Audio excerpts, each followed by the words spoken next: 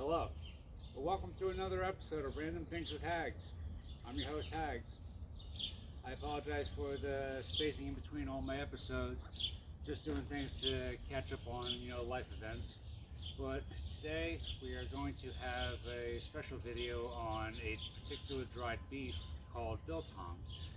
Now, in comparison to typical beef jerky, which is typically smaller in cuts, has sugar additives, does not have things like vinegar in it. Biltong has, keep in mind, originated in South Africa and is usually made during colder climates, usually during the winter. Is made with thick cuts of meat, no sugar additives, typically used in a vinegar solution, traditionally a grape vinegar, but in other cases cider and balsamic vinegar are suitable as well. It is also in the recipe salt, black pepper, coriander. Of course, depending on what generation you're coming from, the different recipes have changed generation from generation. But in difference from typical beef jerky and biltong, biltong is made with thicker cuts of meat, have a vinegar solution, which most beef jerky, traditional beef jerky, does not use a vinegar solution, which is used to make sure that in conjunction with the climate that's used in to prevent both bacteria, mold, things like that from being produced. Recipe, the preservatives, things like that. Biltong doesn't have sugar additives. So today I was kind of interested. I purchased some and I wanted to give it a taste test. So I thought I'd try some with you today to give you a little insight as to a different type of beef jerky. So, as you may know, I am a bit of an Amazon junkie, not just an employee, but also a customer. I saw a brand called Ioba Biltong. So we're going to taste test some of this today to see how it is. Now, this isn't regular flavor they had, regular, spicy. The one I went with was rosemary truffle, because essentially I like rosemary, I like truffle. They're very savory flavors to me, so I figured, why not? So let's crack into it and give it a taste test.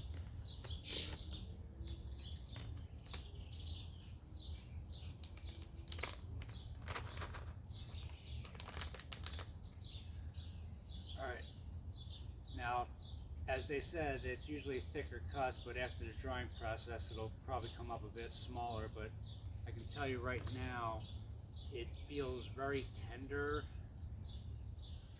as you can probably see right here.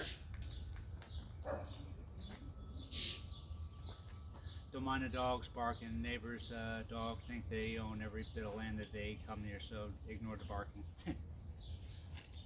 So let's give this a taste test, see how it is.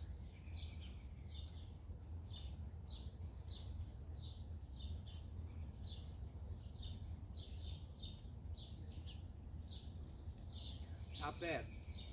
Very tender. It isn't like some beef jerkies that you try biting into. It feels like you're trying to chew through a piece of leather. This is actually very tender. It's dry, but it's tender.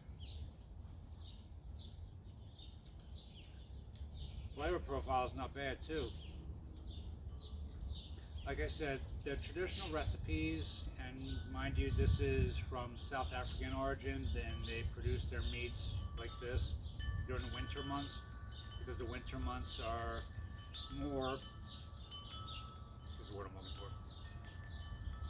It's the kind of climate that you would want to make sure that there's less bacteria, less mold growth, because of how cold it is.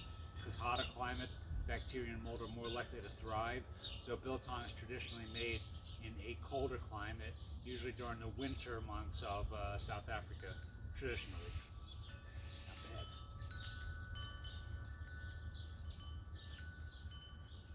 Like I said, they had different flavors, but I went with the rosemary and truffle, and it definitely gives it a nice, savory flavor profile. I don't feel like I'm chewing through shoe leather when I'm eating this. This is actually very good. It's very tender, very soft, easy to chew, nice flavor profile, very savory, at least with the one that I went through. I'm sure if you go looking online, you're going to find different brands, different flavors, different things like that. But I would definitely say in comparison to traditional beef jerky, which are made with thinner cuts, Biltong is made with thicker cuts, produced in colder climates, and unlike beef jerky, which is made with no vinegar and sugar additives, Biltong is made without sugar additives and the addition of vinegar, which helps to keep any kind of microbial growth, bacterial mold, things like that. The acidity of the vinegar helps to keep it from, getting any of the nasty stuff growing on it that you don't want. If you recall why dried meat was made, it's usually for preserving meat, so if you have a long period of time where you're not going to have food and you don't exactly have, things like refrigerators, things like that, you want to make sure that the food that you have can stay fresh for a long period of time without having to be refrigerated.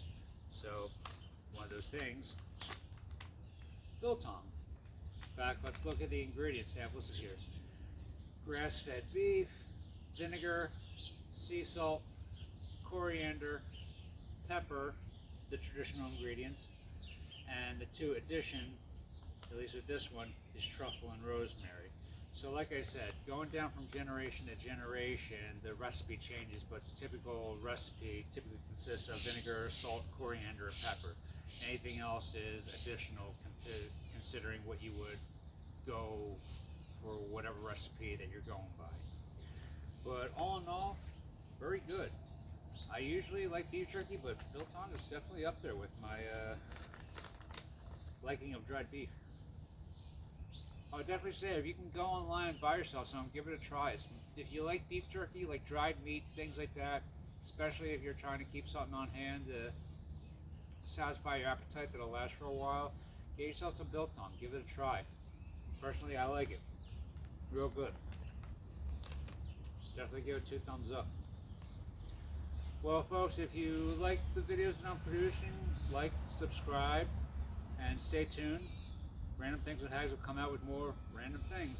Again, this is your host, Random Things with Hagz. I'm your host, Hagz. Take it easy.